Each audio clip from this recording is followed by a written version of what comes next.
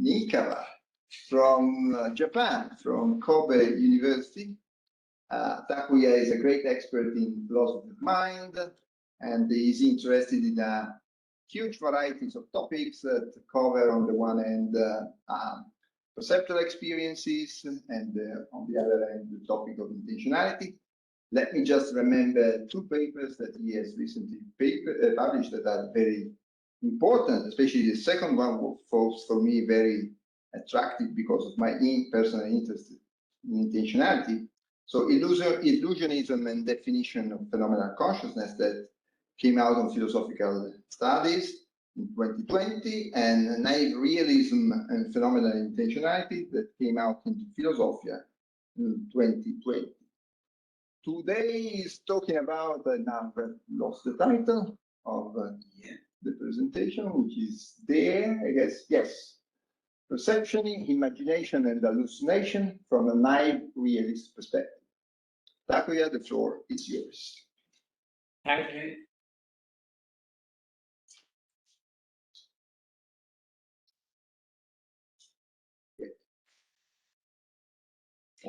All right. So thank you very much for organizing everything, Alberto. So today I'm gonna talk about the relationship between perception, imagination, and hallucination from a naive realist perspective. And this QR code, you can get access to this slide by using this QR code. If you want to do it by your phone or your iPad or whatever, you can do it. If you don't want to, you don't have to. Yes. All right. So just I'm gonna start with my self-introduction a little bit. Though already Alberto mentioned a little bit about me. I'm now an associate professor at Kobe University in Japan. I was previously postdoc at the University of Glasgow. At that time, my boss was Fiona McPherson. And I met Keith Wilson. Maybe he is there online, good friend. And also I was a postdoc at Institut Nico in Paris. And my research interests include philosophy of mind, philosophy of consciousness. And then I'm going to introduce first my projects in a way, dividing it into my personal project and collaborative team projects. And today I'm going to talk about naive realism. The thesis that perceptual consciousness is in part constituted by the surrounding environment. But I'm working on other projects as well, like axiology of consciousness. That is, I explore the value of consciousness, in particular, whether consciousness can have moral value and aesthetic value. More completely, I try to argue that consciousness has sublimity, or like the value of sublime, and that consciousness gives its possessor moral dignity. And I like Scotch whiskey very much. This is one of my life projects. Anyway, I also work for some collaborative projects. One of them is to explore whether artificial lives like brain organoids and AIs can have a consciousness, and if so, what kind of conscious experiences they have. Indeed, I'm going to talk about this topic tomorrow at the University of Genova. And so our team also tries to construct methods for experimental phenomenology, in particular, training methods for phenomenological reflection, epoche. Like, if you take this training for 2 hours, you can make epoche. I want to make that sort of method. Anyway, and the interview methods as well. And in addition, we actually use those methods to capture the structures of binocular rivalry experiences, and also the experiential difference between real and fake figures. And finally, our team tries to specify the neural basis of introspection. and identify the difference between introspection and perception with neuroscientists. Indeed, so this paper, this experiment was already done. Then we are trying to complete our paper about the neural, difference in neural activities between perceptual experiences or perceptual judgment and introspective judgment. Anyway, enough for my self-introduction. Let's start my talk about naive reality. First, I'm gonna introduce a little bit about the background. So naive realism is a theory that a phenomenology of theoretical visual perceptual experience is at least partially constituted by environmental objects with sensible properties that the subject is perceiving. So indeed, it's controversial whether naive realism can be applied to non-visual modalities like auditory experiences or tactile experiences and so on. But this talk focuses only on visual modality, visual experiences. And after this, I'm going to talk about imaginative experiences and hallucinatory experiences and so on. But all of them are of visual modality. All right. Thank you. So, I just briefly present several motivations for naive realism. At least there are 3 motivations for naive realism: cognitive motivation, epistemic motivation, and phenomenological motivation. The cognitive motivation is this: only naive realists can provide a plausible account as to how a veritable perceptual experience enables us to form a demonstrative thought about an environmental object.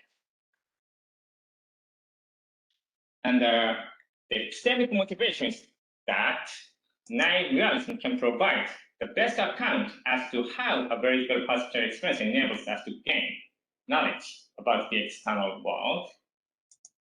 And the phenomenological motivation is that naive realism can provide the best account of some phenomenological features of veritable perception, such as transparency of perceptual experiences.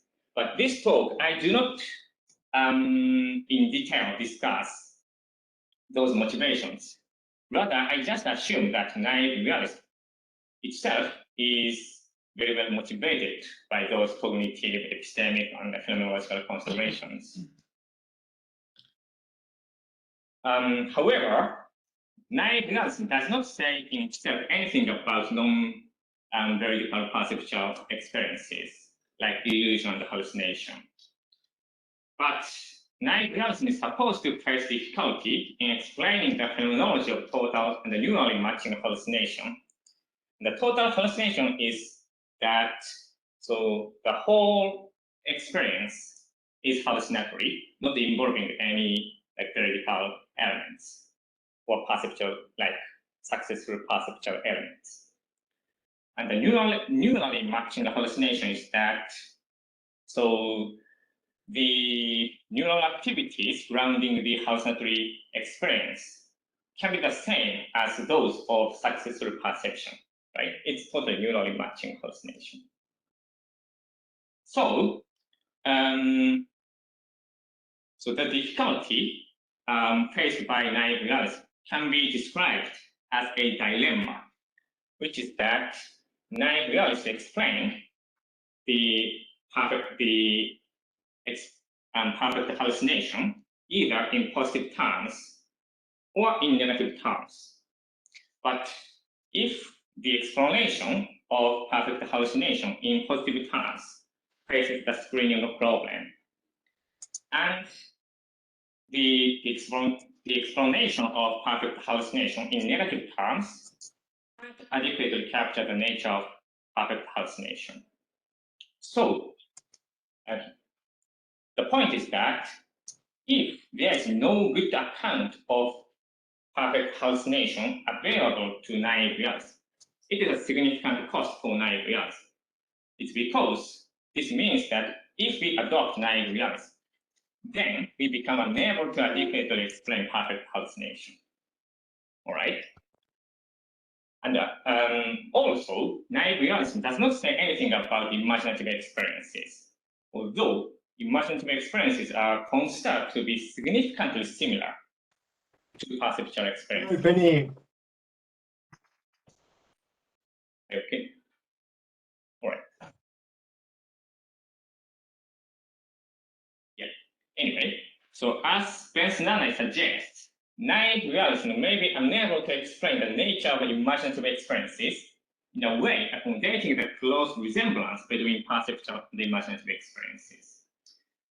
But if there is no good account of imaginative experiences available to naive realists, it's also a significant cost for naive realists. It's because this means that if we adopt naive realism, then we become unable to adequately explain imaginative experiences as well. So these two things, like perfect hallucinatory experiences and the imaginative experiences, so how to explain these two kinds of experiences can be a big cost for naive realists.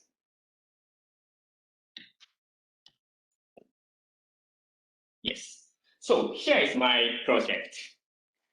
I developed the conjunctive position of the representationalist view of imaginative experience.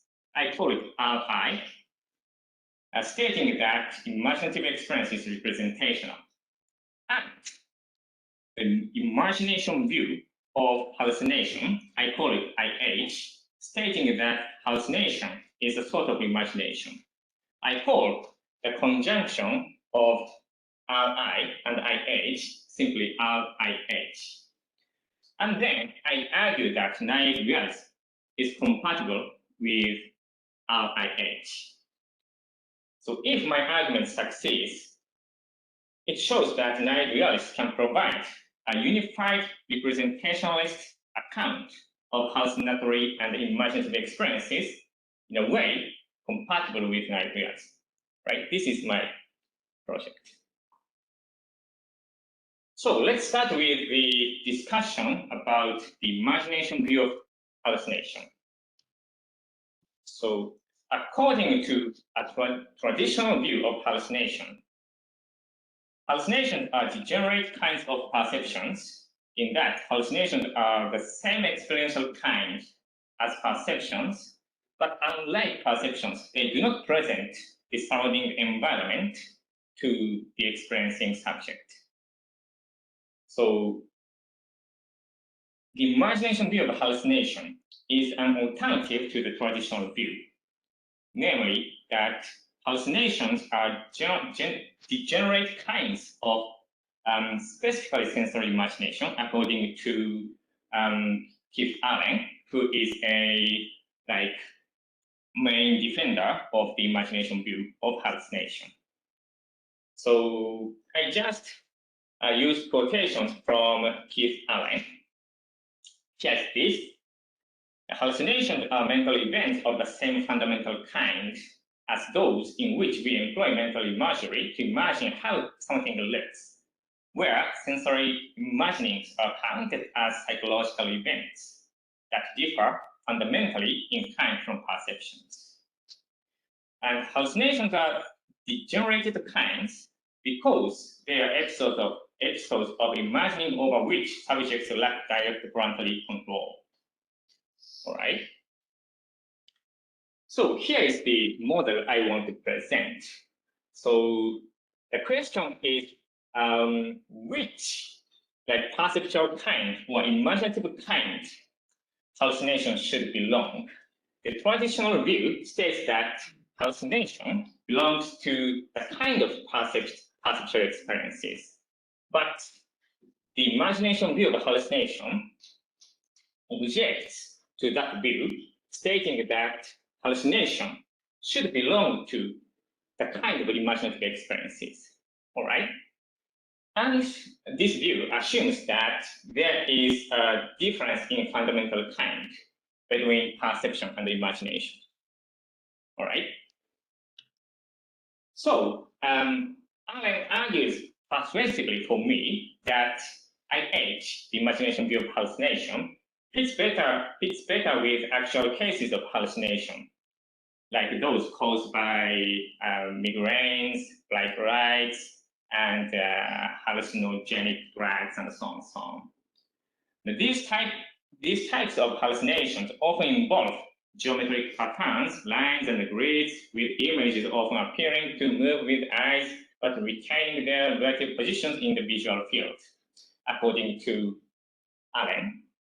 And since these phenomenal features are very typical of sensory imaginings rather than perceptions, such actual hallucinations can be plausibly explained in terms of sensory imaginings, and at least I assume so.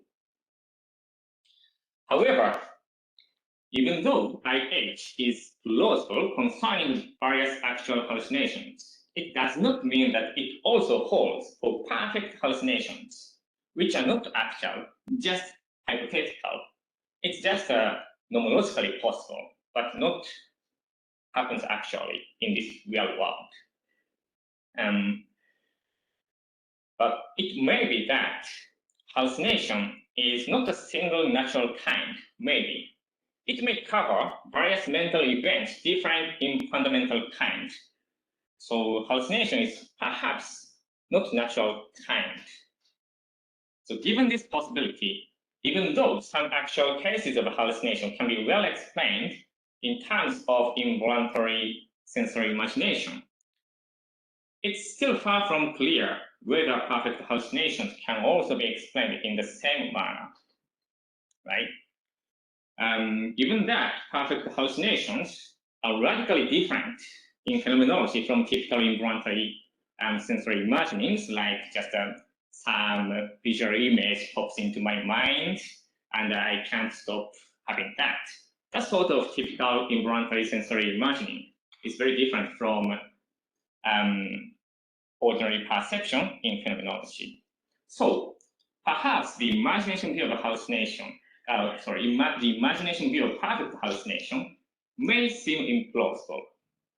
So in order to defend IH in an unrestricted form, I mean covering all of the hallucinatory experiences, the proponents of IH need to argue for IPH as well. In particular, nihilists must do so. Oh, just one note. I mean by sensory imagination that, like, kind of, how can I say? I want to distinguish between propositional imagination and sensory imagination. Propositional imagination is such that I imagine that blah blah blah, quite like conceiving. But by sensory imagination, I want to mean like more like mental imagery, like vivid visual mental imagery, or something like that. All right, and continue. So one strong support for IPH comes from considering the neural mechanisms for perception and sensory imagination. By definition, perfect hallucination is realized by the same neural processes as successful perception is. So if the neural mechanisms for perception are commonly used for sensory imagination, it's reasonable to think that the experiences generated through the neural mechanisms can be not only perceptual, but also imaginative, because the same neural mechanisms can be used for, just perception, the imagination as well. So this seems to mean that when the neural mechanisms are activated with that appropriate perceptual connection with the surrounding environment to generate a hallucinatory experience, it can be reasonably regarded as an imaginative experience. So thus, the question is whether the antecedent of the conditional, namely the reticular one, holds. That is, other neural mechanisms for perception, really commonly used for sensory imagination. This is the question. So the answer, in my opinion, is in the affirmative. there are many pieces of experimental research showing that there are common visual representational mechanisms underlying imagination, sensory imagination, and perception, which include both low and high-level visual areas of our brain. First, it is widely known that there are common representational mechanisms for perception and sensory imagination in the high-level visual area located in the ventral temporal lobe.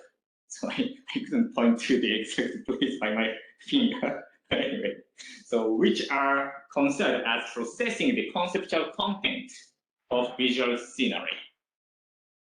But not only that, in addition to the representational commonality in the high-level visual area, it has recently been found that there are also common representational mechanisms in the low-level visual area located in the occipital cortex, which are considered as processing non-conceptual content of visual scenery. So here are just two examples of such experimental research. Page and his colleagues demonstrate that early visual processing stages are recruited and active during visualization by means of measuring and comparing event-related potentials when visually imagining a scene. And also, Albers and their colleagues find that the early visual areas from V1 to V3 are used during both bottom-up stimulus processing, in the case of perception, and top-down internal generation of mental images, in the case of imagination. So, although the possibility remains that perception differs from sensory imagination in non-visual higher representational mechanisms, so the experimental research only concerns like very visual representational mechanisms, like focusing on visual cortex mainly, but perhaps, as for non-visual higher representational mechanisms more concerning cognition, perhaps there is a difference, but at least the commonality of visual representational mechanisms offers prima facie defeasible evidence that there is no essential difference in neural representational mechanisms between perception and sensory imagination, unless shown otherwise. So it's defeasible, but still good evidence to think that these representational mechanisms are really common. So another support for IPH comes from the predictive processing theory of mind, or a predictive error minimization theory of mind, which has attracted much attention over recent years. The key claim of PPT is that the brain is a sophisticated hypothesis testing mechanism, which is constantly involved in minimizing the error of its predictions of the sensory input it receives from the world, according to Jacob Howe, who is the prominent defender of the PPT, like predictive processing theory of mind. And PPT is considered to be a promising framework to systematically explain various mental phenomena, such as perception, cognition, and action, including emotion, like psychological disorders, self-consciousness, and religious experiences. So many researchers recently tried to apply this framework to cover various mental phenomena. And I'm not sure all of them have succeeded. Of course, there are a lot of criticisms of the application as well, but at least this framework seems to be very promising explanatory framework.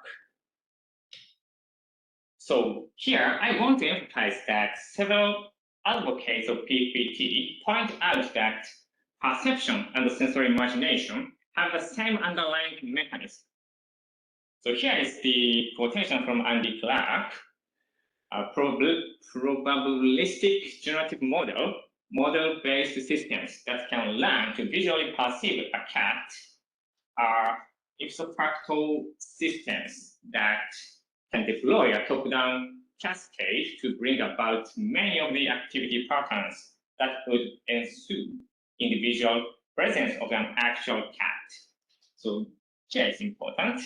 Such systems that display a deep duality of perception and imagination.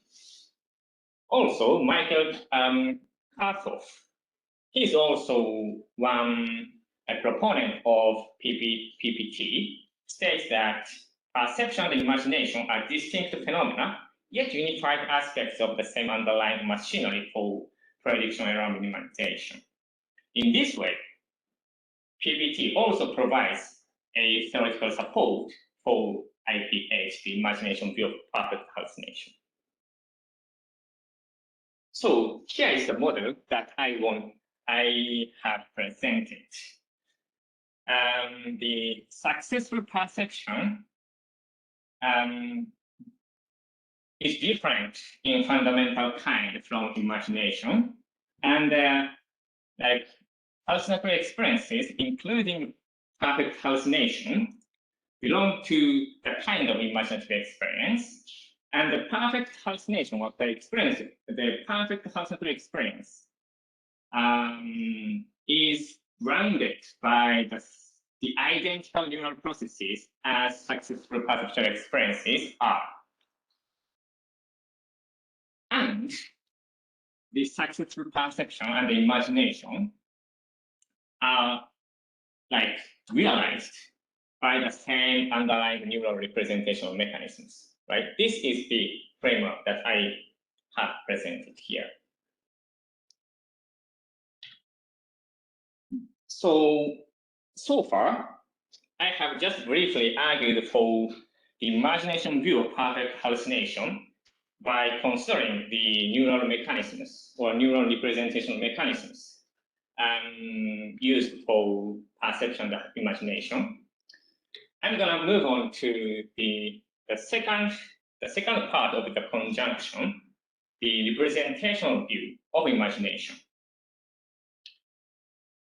So RI states that an imaginative experience represents sensible properties such as redness or squareness in such a way that those properties constitute its phenomenology. So this section argues that RI can coherently and systematically explain the phenomenology of typical imaginations and perfect hallucinations in relation to perception. So let me first clarify the exponendum. What RI must explain? So suppose that a subject has a perfect hallucinatory experience as of a red apple. The hallucinatory experience makes the subject inclined to believe that there is a red apple before her. This is perceptual belief. And that she herself perceives a red apple. This is introspective belief because it's about the mental state itself. In addition, the perfect hallucinatory experience is introspectively indiscriminable from a corresponding veridical visual perceptual experience. So RIH needs to explain those cognitive and epistemic features of perfect hallucinations in representational terms. But also there is another explanatory requirement that RIH must satisfy. Even if like a typical visual image of a red apple comes into a subject's mind involuntarily, the subject is not inclined to believe that there is a red apple before her. Of course, like even though some image of red apple just pops into my mind, I don't believe, or I'm not at all inclined to believe that there is actually red apple in front of me. So in the case of typical imaginative experiences, the subject is not at all inclined to believe or form the perceptual belief and the introspective belief as well. So furthermore, the imaginative experience is introspectively discriminable in this case from a typical perceptual experience of a red apple. So, RI must be able to explain why a typical involuntary imaginative experience does not incline the subject to form the relevant perceptual and introspective beliefs, and why it is introspectively discriminable from a typical perceptual experience. So, summarizing this, RIH must satisfy the following two explanatory requirements in a coherent manner. First, it must be able to explain why a perfect hallucinatory experience makes its subject inclined to form certain perceptual and introspective beliefs, and why it is introspectively indiscriminable from a corresponding visual perceptual experience. Secondly, it must be able to explain why, unlike cases of perfect hallucination, a typical involuntary imaginative experience does not make the subject inclined to form such perceptual and introspective beliefs, and why it is introspectively indiscriminable from a typical perceptual experience. So these are the explanatory requirements that RIH must satisfy.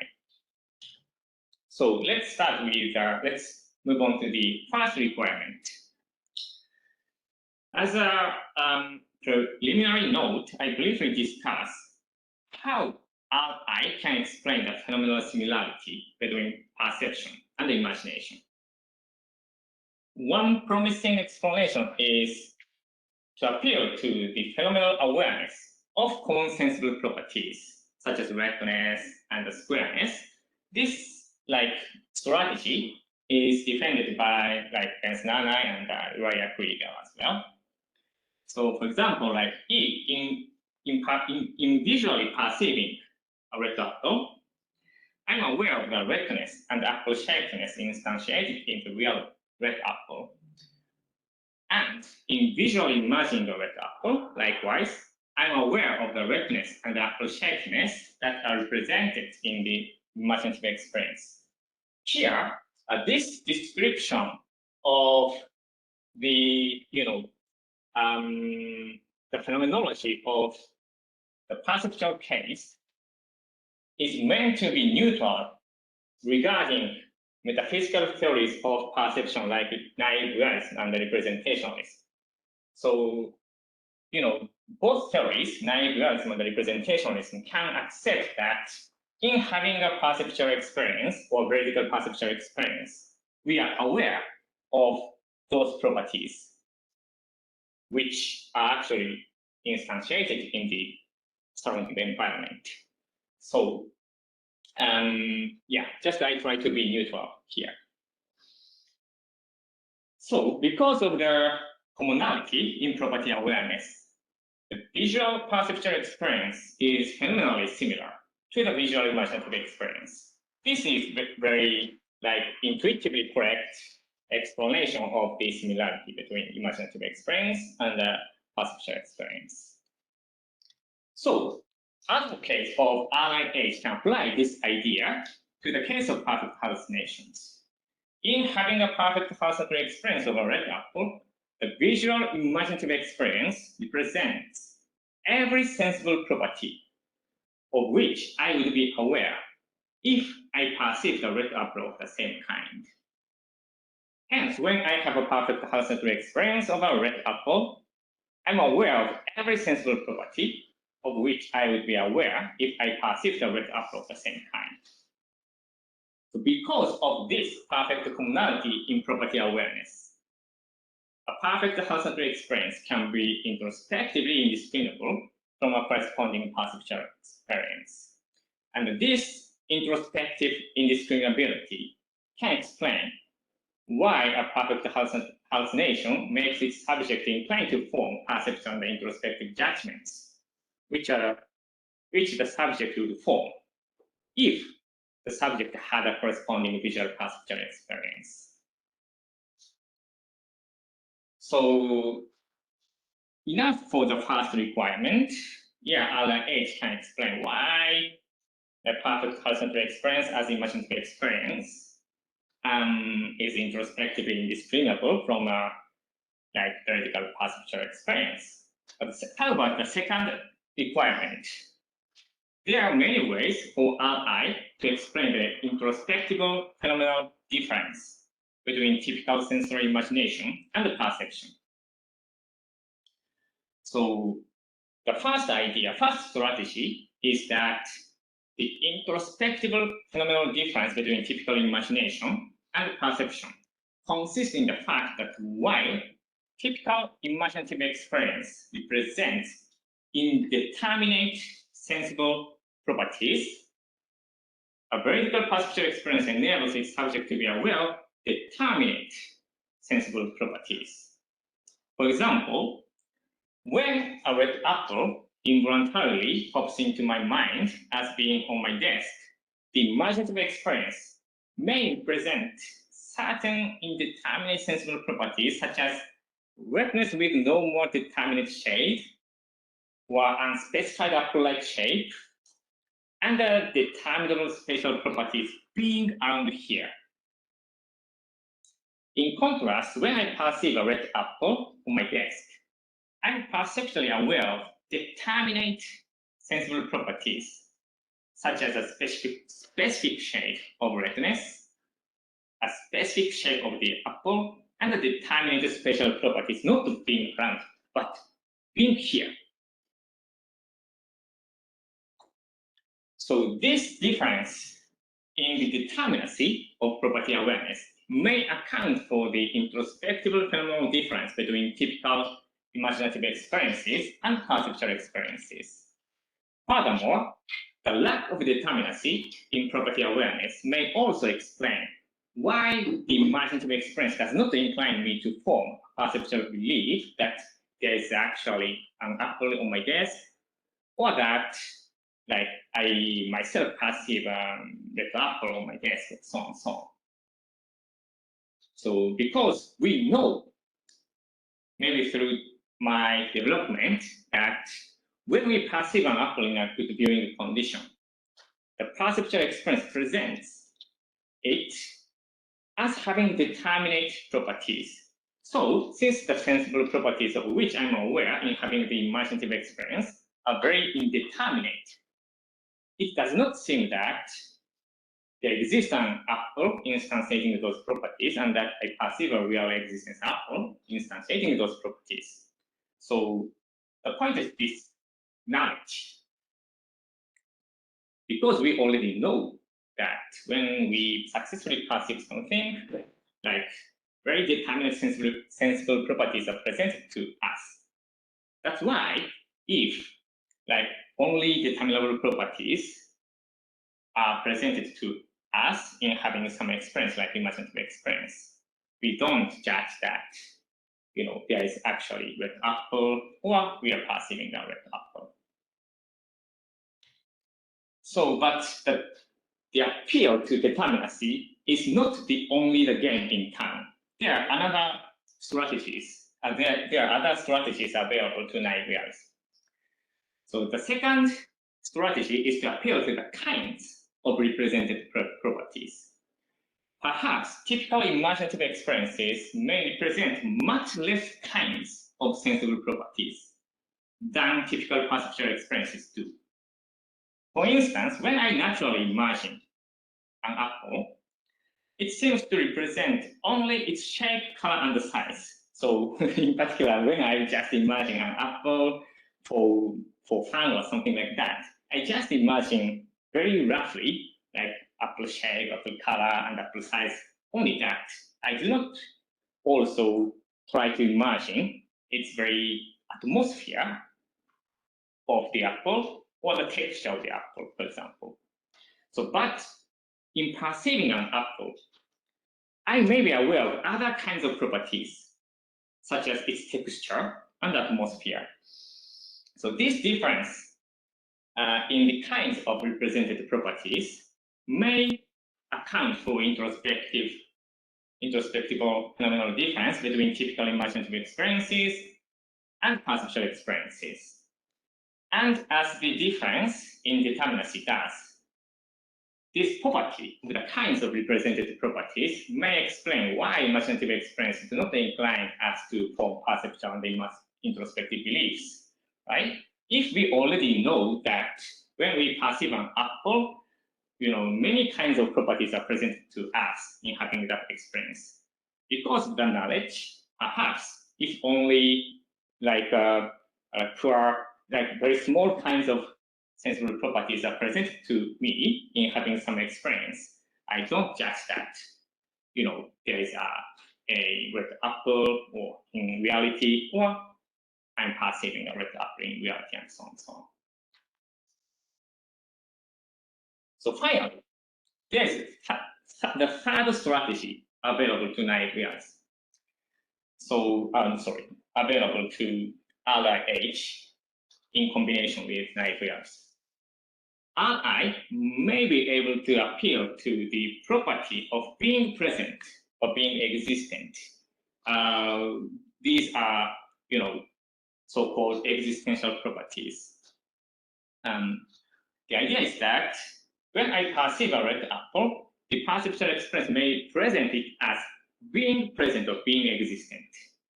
Likewise, when I have a perfect hallucinatory experience, it may wrongly represent a red apple as being present or being existent.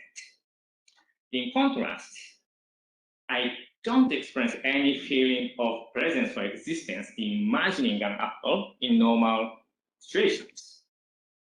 The presence or absence of existential properties like being present or being existent may account for introspective or phenomenal difference between typical imaginative experiences and perceptual experiences. The lack of such existential properties may explain also why imaginative experiences do not incline us to form perceptual and introspective beliefs. So, there are three strategies for representational view of imagination to explain the difference, phenomenological difference between perceptual experiences and the imaginative experiences. The first is to appeal to the determinacy in property awareness. The second is to appeal to the kinds of represented properties. And then the third strategy is to appeal to existential properties like being present and being existent. So depending on what type of imaginative experience to target, the appropriate strategy may vary. And furthermore, the three strategies are not exclusive to each other. They can be combined if needed. For instance, when an imaginative experience presents an apple as having only indeterminate sensible properties without involving any feeling of presence, the combination of the first and the third strategies may best explain why it is introspectively discriminable from a typical perceptual experience of an apple. So in this way, RIH has the potential to explain why typical imaginative experiences are introspectively discriminable from perceptual experiences, and also why typical imaginative experiences do not incline us to form perceptual beliefs and introspective beliefs. So, I want to say the two explanatory requirements can be satisfied because the three strategies that I have presented here are all compatible with the above explanation of why perfect hallucinations are introspectively discriminable from theoretical perceptions, which appeals to the perfect commonality in property awareness. The idea underlying the three strategies is that, here's the important part, the property awareness in imaginative experiences can be less rich than typical perceptual experiences. However, they are not necessarily committed to the claim that the nature of imaginative experiences consists in the poverty of property awareness. So it is open to the possibility that imaginative experiences can make us to be aware of as rich sensible properties as typical perceptual experiences do. So here is the almost summary of what I said about the explanatory requirements. Suppose that I imagine a red apple. If this imaginative experience makes me aware of less rich sensible properties than a corresponding perceptual experience, they are introspectively discriminable. But if it makes me aware of as rich sensible properties as the corresponding perceptual experience, they are introspectively indiscriminable. So in this framework, RIH can satisfy these two explanatory requirements to explain perfect cases and non-perfect cases. So far, maybe that's fine. Even opponents of naive realism can accept that, yes, the representationalist view of imagination and imagination view of hallucination are really great. The conjunction is the best theory. Yes, we agree with that. Perhaps even opponents of naive realism can say that. But the opponents may claim that RIH is not compatible with naive realism, so naive realism can't take that. So against this view, I try to argue for the compatibility between NR, naive realism, and represent the RIH. So I try to address two objections to the combination of naive realism and RIH. The first objection is like this. First premise is that naive realism states that perceptual phenomenology is relational in the sense that it is in part constituted by environmental objects that stand in perceptual relation with the experiencing subject. Premise 2. In contrast, RI states that imaginative phenomenology is representational, and IH implies that imaginative phenomenology can be introspectively indiscriminable from perceptual phenomenology.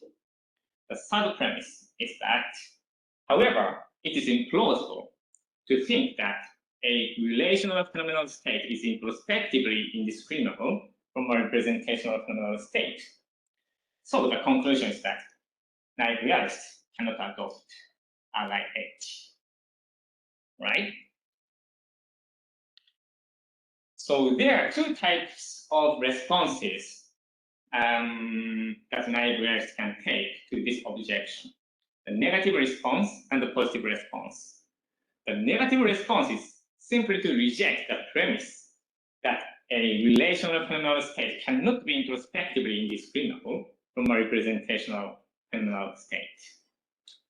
So indeed, naive realists typically claim that veridical perception differs in metaphysical nature from perfect hallucination. This implies that even though two kinds of visual experiences, such as veridical perceptual experiences and hallucinatory experiences, differ in metaphysical nature, they can be introspectively indiscriminable. So the point is that the premise is question begging for naive realists. But more importantly, aside from the naive realist commitment, the premise is doubtful in itself, in my opinion. For example, like Thomas Rowley argues that visual phenomenology in itself is neutral between the various competing theories, like sense theory, intentionalism, and naive realism. According to Rowley, the fact that the phenomenology of a perceptual experience is as it actually is does not decide which theory of perceptual experience is true. Each theory does not differ in predictions about perceptual phenomenology on the introspectively detectable level. Otherwise, here is quite an important part, in my opinion. All a philosopher has to do in order to grasp the metaphysical nature of perceptual phenomenology is to carefully introspect on our own perceptual experiences, right? So if the metaphysical nature of perceptual experience is reflected in the introspectively detectable features of experiences, we can just know which theory is correct by introspecting. But if this were the case, then there would not be any severe dispute over the metaphysical nature of perceptual experience. However, such dispute exists, definitely. That's why I'm standing here.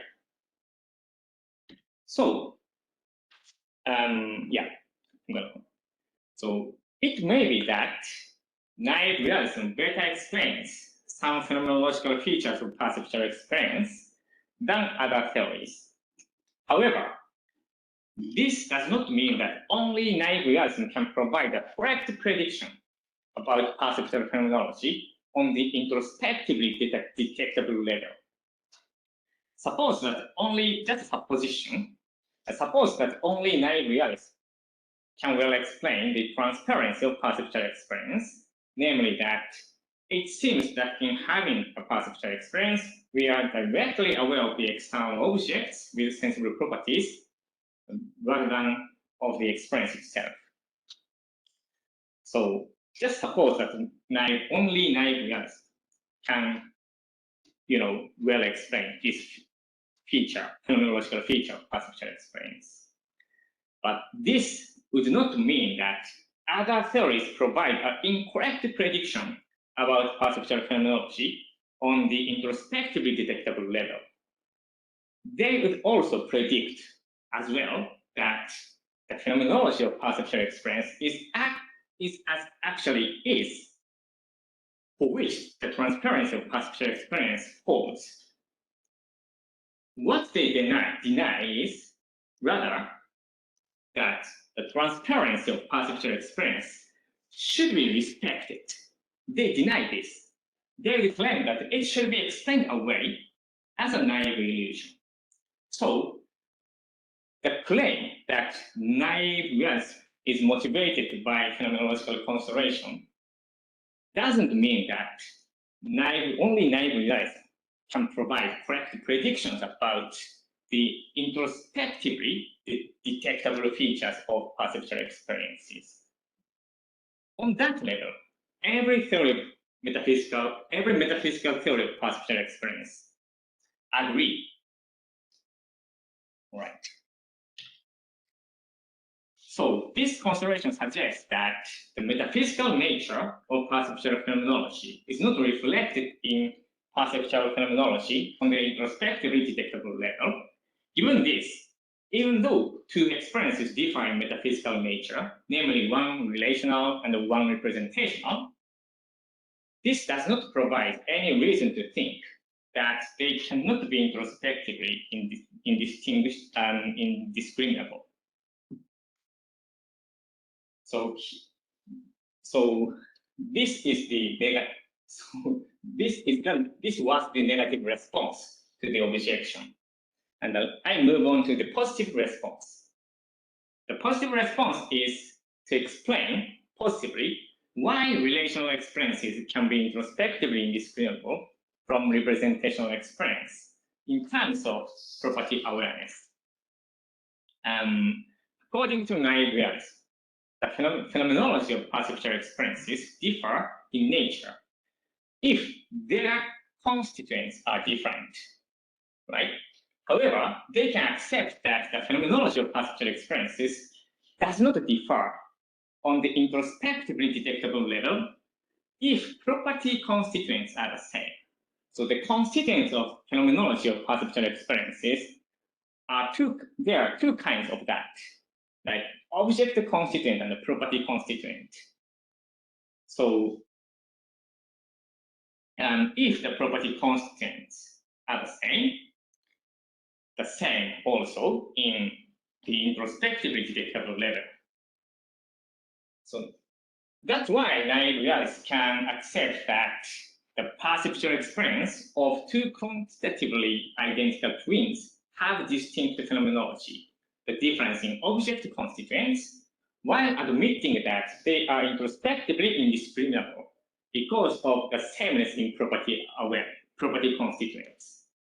On this view, the introspectively detectable aspect of perceptual experience is explained in terms of property awareness. So in the same manner, naive realists can explain why relational experiences can be introspectively indiscriminable from representational experiences. Naive realists and representationalists commonly agree that we are experientially aware of sensible properties in having a veridical perceptual experience, though they differ in how to explain the property awareness. Naive realism explains the property awareness in terms of the perceptual relation or acquaintance relation with the environmental objects. But representationalist explains the property awareness in terms of representing sensible properties or so on. But the difference of metaphysical explanation does not make a difference in property awareness. So this commonality in property awareness is considered to account for the introspective indiscriminability between relational and representational experiences.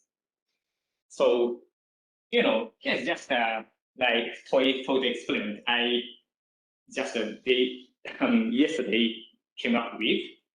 So just suppose that, when I perceive, for example, like Japanese people, I have relational perceptual experience of the Japanese people.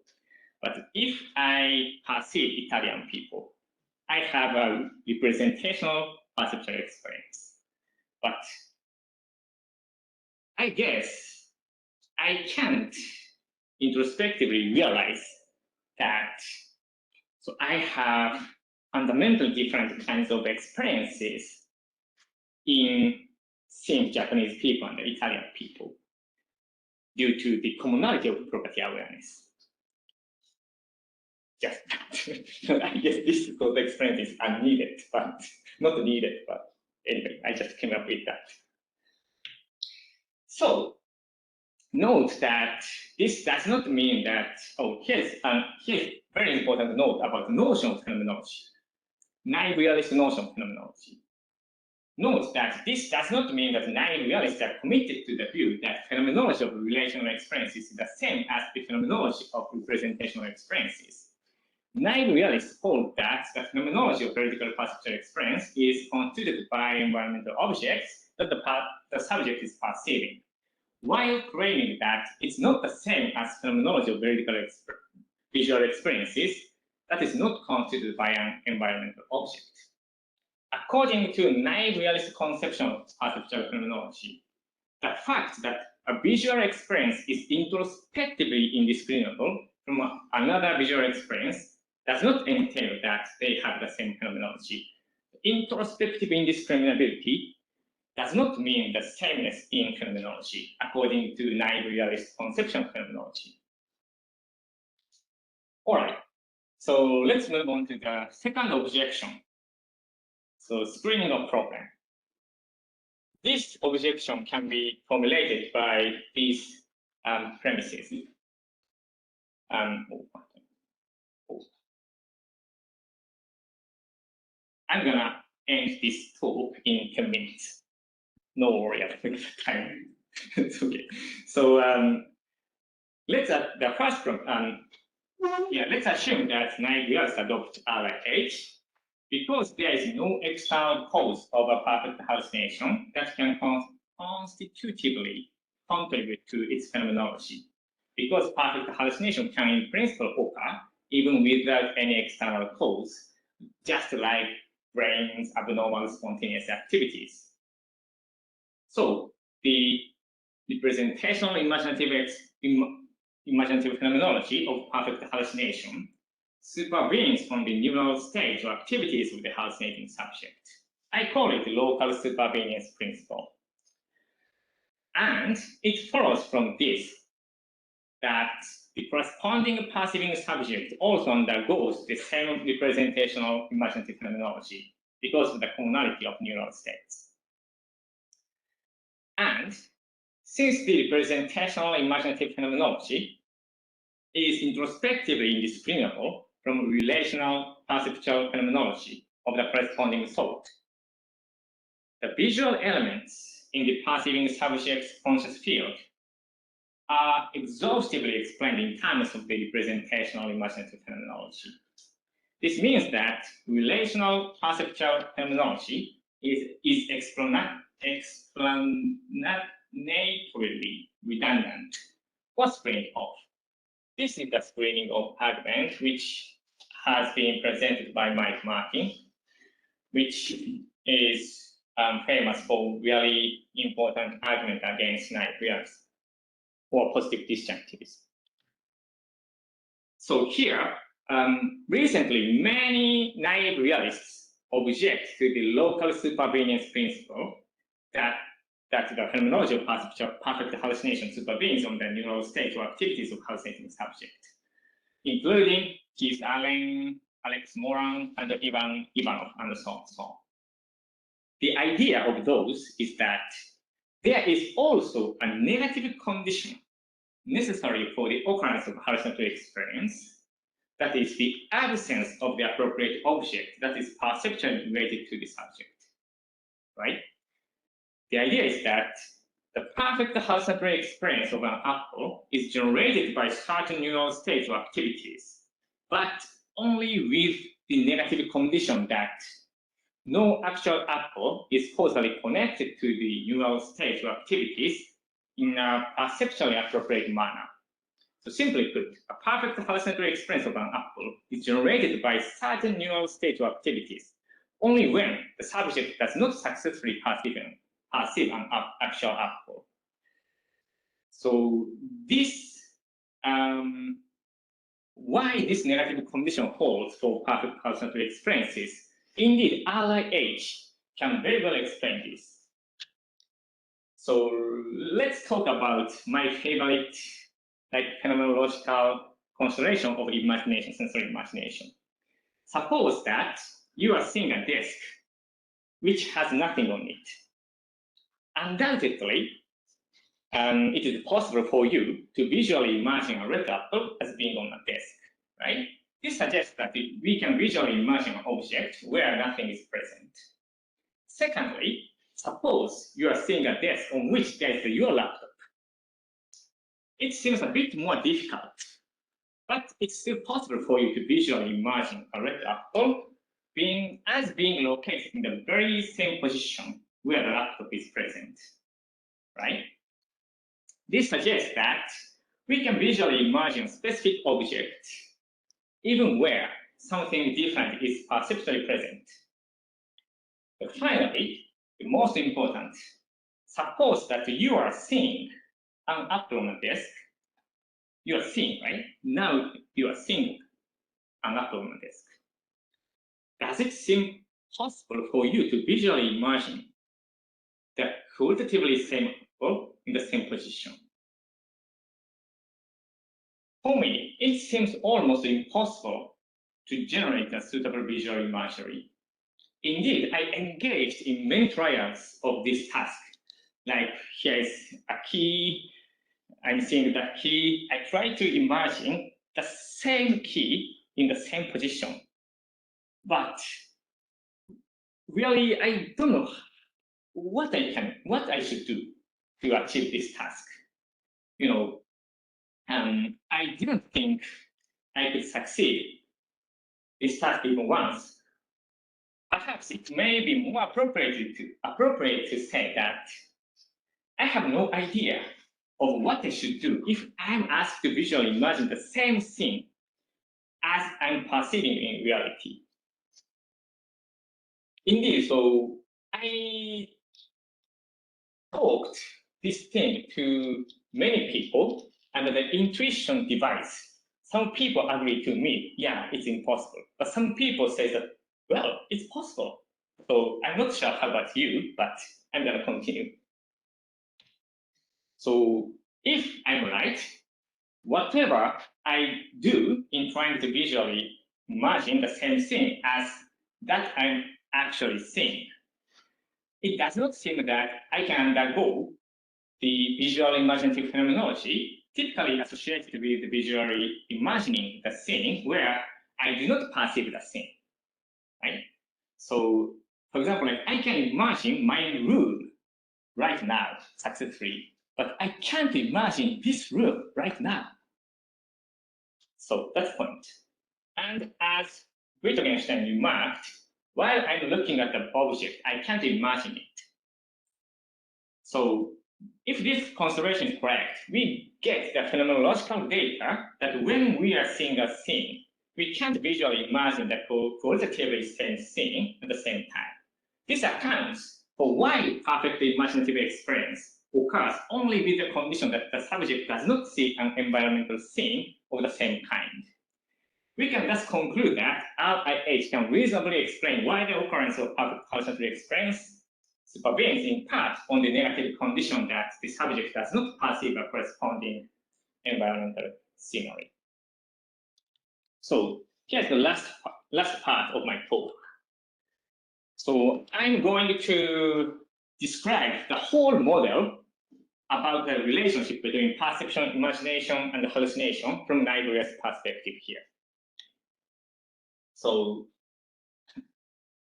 yes, the visual representational mechanisms, like in our brain, contribute to phenomenal consciousness differently depending on the manner of activation. In the case where the activation of the mechanisms is explained in a bottom-up manner from the sensory input from an environmental object instantiating sensible properties, the environmental object becomes a constituent of perceptual consciousness. And the subject thereby becomes able to control his or her cognitive states, like beliefs or like kind of intentions and so on, and behaviors as well regarding the environmental object appropriately. In this perception case, the visual representational mechanisms have to make the environmental object with sensible properties a constituent of perceptual consciousness.